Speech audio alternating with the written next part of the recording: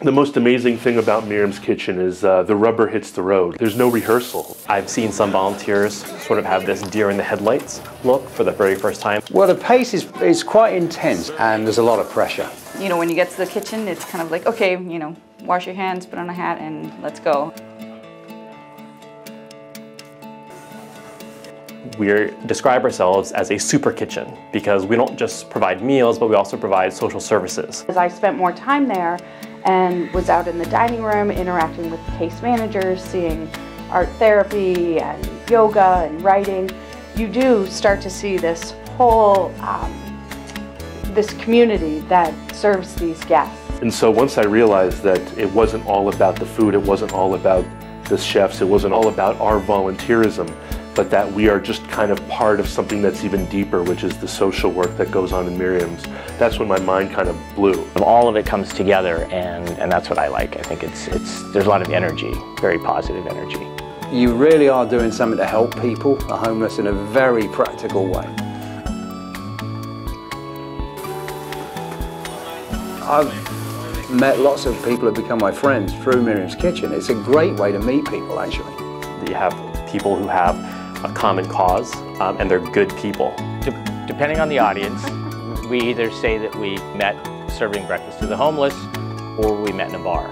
If I had to list the reasons why I love Miriam's Kitchen, one of them certainly would be because of him. We actually met at a volunteer appreciation happy hour. I've met more people through Miriam's since I've lived here in DC than any other activity. When you're growing up, you have this idea that you want to change the world. That was one of the biggest reasons I started volunteering, is because, you know, in the other parts of my life, I wasn't changing the world. I feel like I'm a very fortunate person in many ways. I think it's really important for people to give back, and for me, helping people out is a way to do that. We often feel somewhat selfish that we just get so much enjoyment out of being involved in Miriam's. At Miriam's, I can actually see the effect I have being there. And if anybody had told me that volunteerism was fun and that I would be more energized and happier at the end than I was when I went in, I wouldn't have believed it to be true. I mean, ask me again when we've been collecting vegetables from the Columbia Heights Community Marketplace for 16 Saturdays in a row. But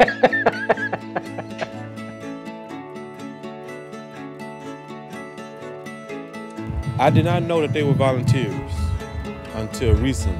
I look at this place like family. You know, it's like they treat you like human beings. You know, when most people on the street, they might see you and they shun you. I'm here every day, and you know, it's like, okay, the breakfast is cooked, everybody's there on time, the place is clean, you have everything you need. I was like, I just couldn't believe that all of these people were just volunteering. Every day that y'all come makes a difference in not only my life, but a lot of people's lives. 2,000 volunteers in a year to help come, cook, and provide food for the homeless. That's priceless. You can't put a price on that.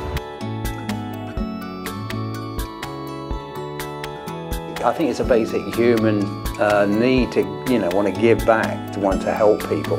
One of the important things, or the things I like most about Miriam's, is that it just made me aware. These are persons that have interests, they have stories behind them. To actually meet them and talk to them is very revealing. Oftentimes when I greet people and smile at them and ask them how things are going, sometimes their only reply is, I'm still breathing.